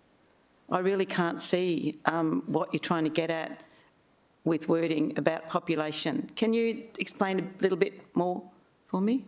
Yeah, sure. Through you, Chair. I think from what my colleague said before, that was really just capturing the feedback during the process. So there's nothing in the draft policy that suggests that you have to take into account population growth in terms of when you assess surf amenity. So it was, I can't recall who that feedback was from, but it was just a piece of feedback that was received as part of the 68 or 86. More about managing it. Yeah. Yeah. Okay, is that everyone? Thank you, Andrew. Welcome. Thanks very much.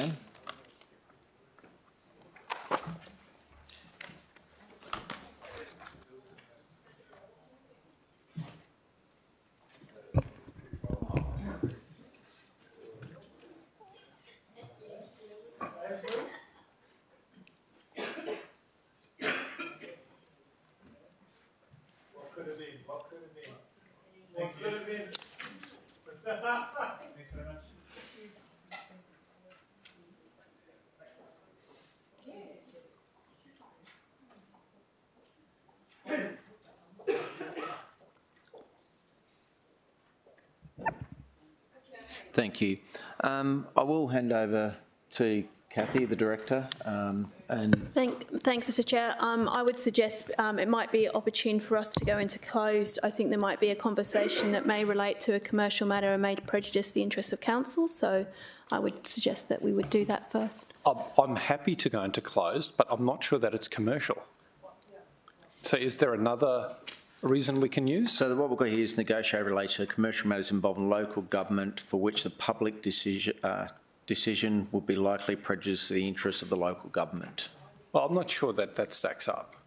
I mean, if you could provide some further guidance, Director, I'm happy to take it, but we've had a line of questioning in open that's talked to some concern.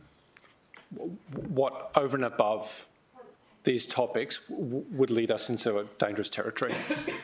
Through the chair, so obviously your decision, councillors, but from my perspective, obviously there was conversation relating to potential developments, there was conversations potentially to using it as objections to submissions, and therefore that may actually have an impact in terms of council decisions. Okay, so happy to go into close. Move. Happy to, Councillor Gates. All in favour? Into closed, streaming off.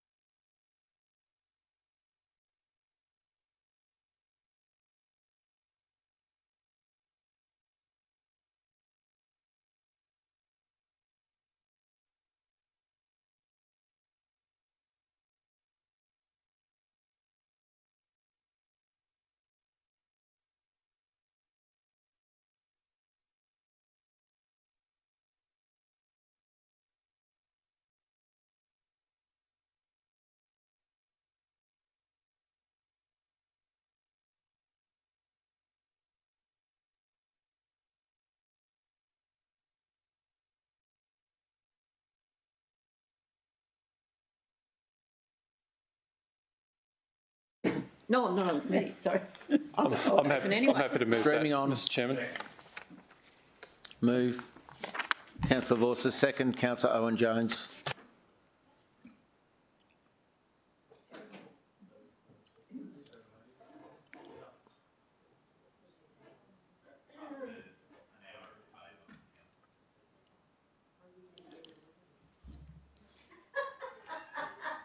So the recommendations, 1, 2, moved by Councillor Vorster, seconded by Owen-Jones.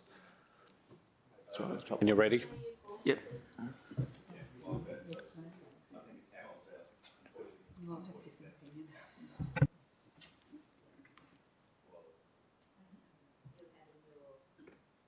We're right up. So it's 1 and 2, the top one. Yes.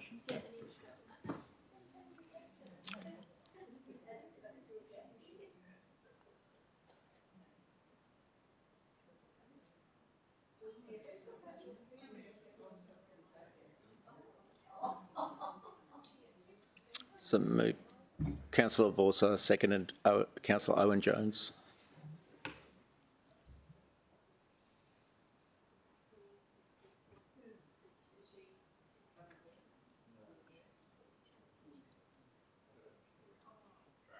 Recommendations. Okay, we're comfortable with that on the screen? Okay, Councillor Vorster, if you'd like to open. Thank you very much, Mr Chairman.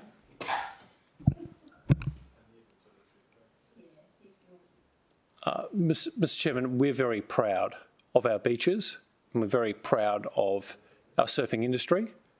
Many surfers have been born out of the Gold Coast, honed their skills on our breaks, and they've been awarded keys to the city. We invest millions and millions and millions of dollars into coastal protection. And where we have the opportunity, that protection is also enhancement. I remember when the coastline was battered in 2013, we pursued the extension of Kira Point Groin, and that had huge dividends. I understand that the offshore reef at Palm Beach is providing not only coastal protection, but is also enhancing recreation of that space. We have got a very proud history investing in our coastline when other levels of government have chosen not to invest in that coastline. Today we had a presentation by some state government workers, officers, bureaucrats, and they made it very clear to us that the government has a political problem on its hand. And that is the government went to a by-election in Currumbin and went to a state election earlier with a commitment to introduce protections for the World Surfing Reserve. Now, that is within the purview of the government. They have the ability to do that. That's fine. I'm not arguing against that. But it was a break in process because in order for the World Surf Reserve to first have been declared, the governing body required tripartite endorsement. In other words, the governing body would only have granted World Surf Reserve status if there was support from the local government, from the state government and the federal government. That was a condition of this reserve having been declared. And what the government did at those two elections is they acted unilaterally. Now, I would have expected the government to have engaged with the council. I'm drawing a distinction between the council and the administration here, in the aftermath of those election outcomes to make sure that the tripartite buy-in would continue. But unfortunately, they didn't take that approach, and now 5 minutes to midnight, we are being asked to endorse a draft policy. The problem is that the draft policy is all broad brushstrokes and provides no detail whatsoever about how these waves will be protected through development assessment. No detail. The government proposes in their draft policy to amend State Code 8 to introduce new benchmarks of assessment to protect waves from the impact of work on the seabed, offshore structures, even how wind might affect waves. They're proposing all of this. They say there is a draft policy, a draft code, but they have refused to provide us with a copy. Not only have they refused to provide us with a copy of this draft code, they have refused to provide a copy of their changes to the community. So how could we possibly endorse the government's election commitment today in the absence of the detail? They're asking us to take them on face value. And I think that's dangerous for us. And it's dangerous for us, and I go back to my earlier point, because it is this council which continues to invest dollars into our coastline and not the state government. We have skin in the game. They have no skin in the game. Their interests are not aligned with ours because there has been no joint stewardship, no co-contribution, and there is too much risk for us. The other thing that is deeply worrying, Mr. Chairman, is that the draft policy document says quite clearly that the community consultation failed to get a grip on the broad community position on this policy. They had some 86 submissions of a city in excess of 540,000 Gold Coasters who all have a birthright to a coastal and surf experience. 86 submissions.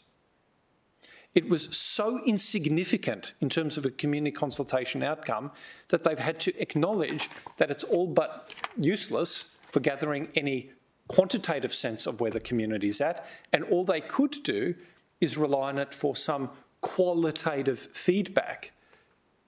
It was interesting because when those 86 submitters talked about their concerns to do with population growth and First Nations cultural values, it became clear that those were entirely ignored in the state's proposed changes to State Code 8.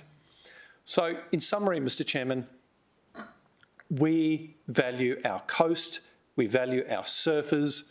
Just today, we considered a report into our Joint Stewardship Committee with the World Surf Reserve. We're all in on this. But the state government is asking us to plunge headfirst into the waves without knowing what lies beneath. They have failed to provide us with a copy of State Code 8, and therefore they have quite insincerely asked for our endorsement today. And the risks are simply too great. They're too great to us financially. They're too great in terms of community buy-in.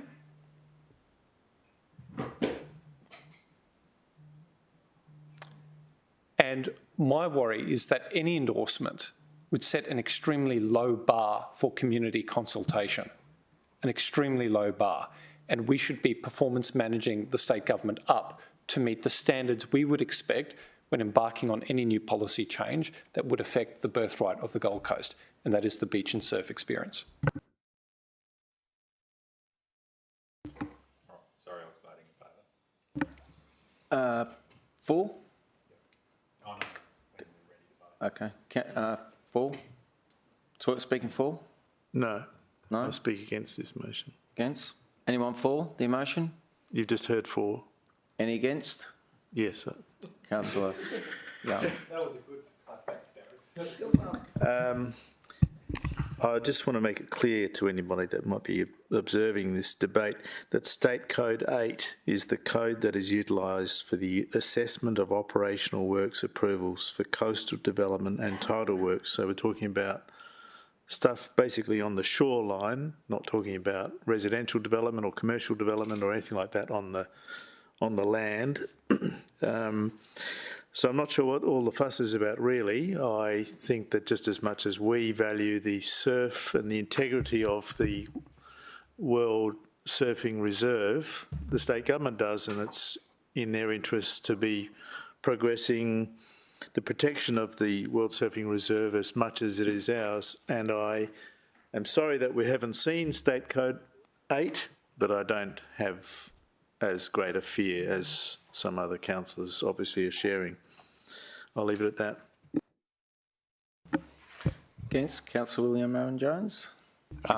Councillor Darren Taylor, I'm not against it. I'm for it. I'm happy to speak briefly to it. I think that all we're seeking is a copy of the draft proposed changes to State Code 8. So I think we're almost in furious agreement, and as Councillor Peter Young has said, it's not quite as bad as it may sound. I think we all love our beaches, and we just want to make sure that the balance is right between protecting the World Surf Reserve and making sure that our lifestyle is also protected as well. So, and we'll get there. So at some stage, the state will provide us with a copy of the draft State Code 8, and we may or may not be happy.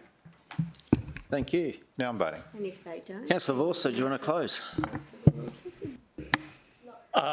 You're on a timer now. Yeah, no, I'm on a timer, and that's fine. I think Councillor Owen Jones has made the best contribution so far in this debate, and that is it is in the hands of the state government now whether they want to put us in a position to endorse their draft policy.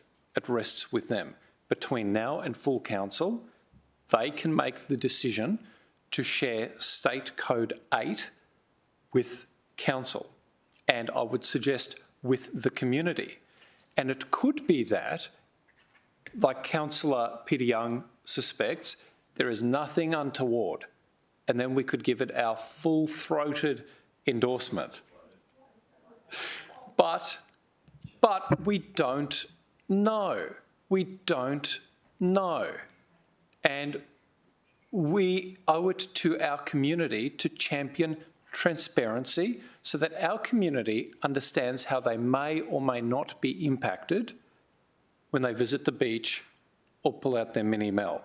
And I think the government should see fit to release that State Code B so that it's in the public domain, because again, I'll state there were only 86 responses, 72 of which were online survey responses, only 14 written submissions, and that is far too small a sample to be taking to interfere with the Gold Coast birthright.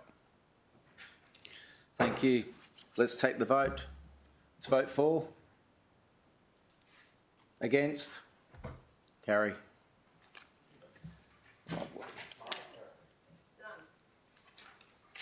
We're up to 6.6, supply chain disruption risk assessment. I believe there was a question from Councillor Patterson on that. Through the chair, so we have the Chief Risk and Compliance Officer, Luke Connery, coming in. There is a presentation if Council see fit to see that. I'm happy to just ask questions and not have the presentation. I'm not sure about everybody else. Yep, just questions. Okay. So the first question through you, Chair, is this document's titled the Supply Chain Disruption Risk Assessment, looking at the city risk, but it does look like it's related just to transport infrastructure. So was this done for all the city supply concerns, or was it just for transport infrastructure? Through the chair, so it's done at a holistic City of Gold Coast point of view, but certainly was looking specifically at transport infrastructure in terms of some of the examples of the potential impacts. Okay, and thank you. And then in your table where you've got the insights and trends, and you've identified that contractors can be increasingly selective. If you could just talk me through how it's likely to occur, but it's a medium impact. So through the chair, I might hand over to our Chief Procurement Officer just to comment on that.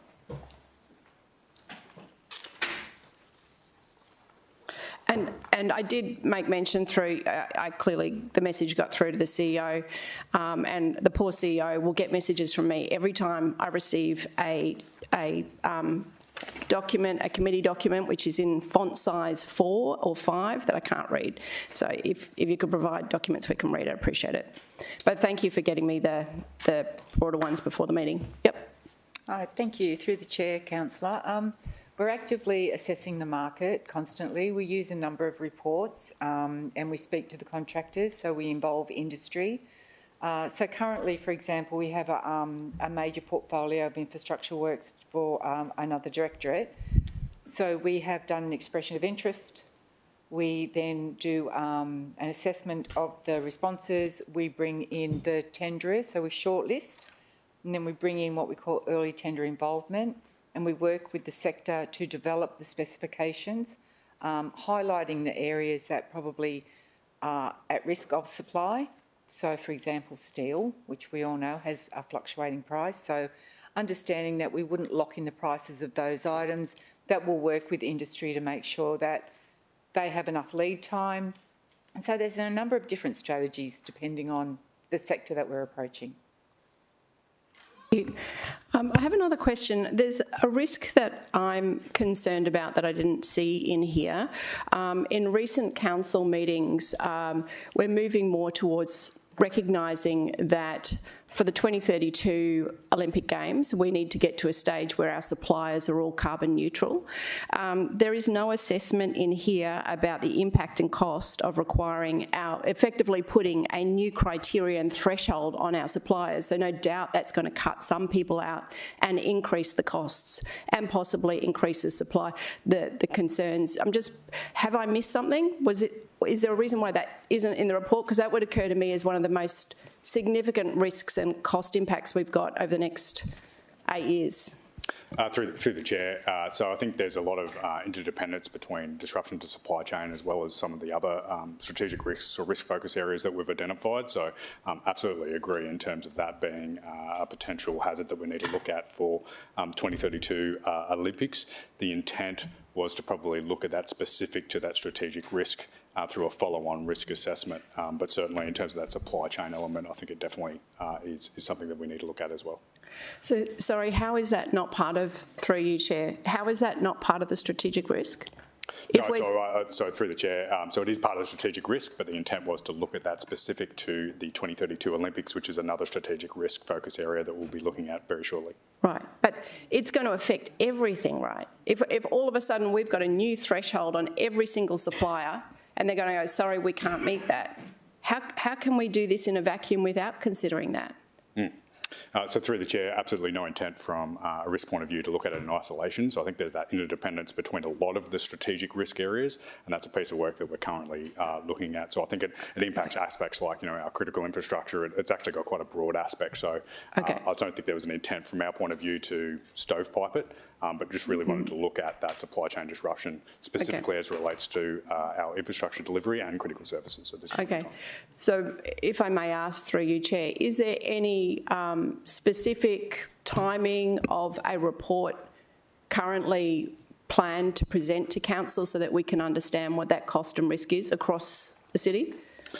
So through Chair, there is. Forgive me, I don't have that schedule right in front of me, but there certainly is a schedule and certainly can provide that. Okay, thank you. Any more questions? I'm happy to move. I've got an amendment I'd like to make, just an addition to the recommendation. Okay. Do you want to tell us what yeah, well, I mean, I appreciate you saying that that's there, but I just really want to receive it. So if we could add another note that that the future impact and cost of requiring our suppliers to be carbon neutral for the 2032, in the lead up to the 2032 Olympic Games, is assessed and presented to a future governance committee. You comfortable with that the future impact and cost, I'll bring it over. Future impact and cost of requiring suppliers.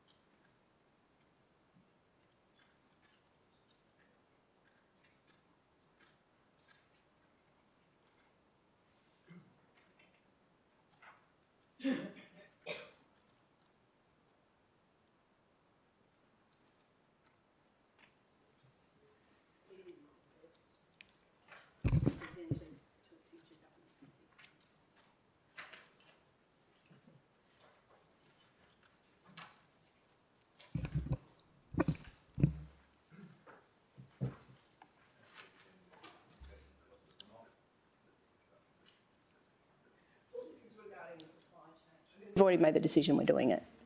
It's in there. It's just, we need to understand the cost and the impact to supply.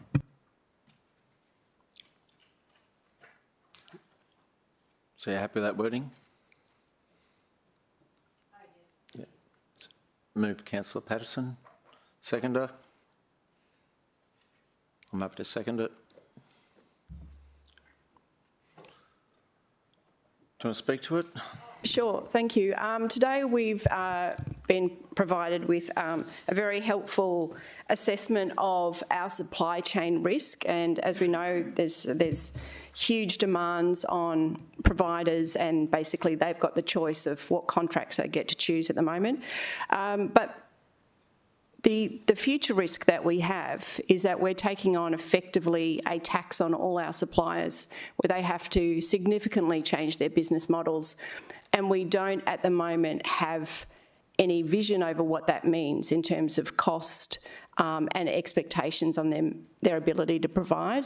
That's a really significant concern for the city, and I think it's something that we want to get ahead of as soon as possible. So by bringing this to the Governance Committee, it just means that we are starting to manage it. We have effectively made decisions in Council which aligns us with the Olympic Games 2032, which means that all suppliers and engagers need to be carbon neutral, and we need to understand what that cost and impact is on our city. Thanks. Thank you. Does anyone want to speak for the motion? Councillor Hamill. Just wanted to check, but can we actually add a referral to another committee on this? Like, would it? We can. Yep. Shouldn't it be the budget committee?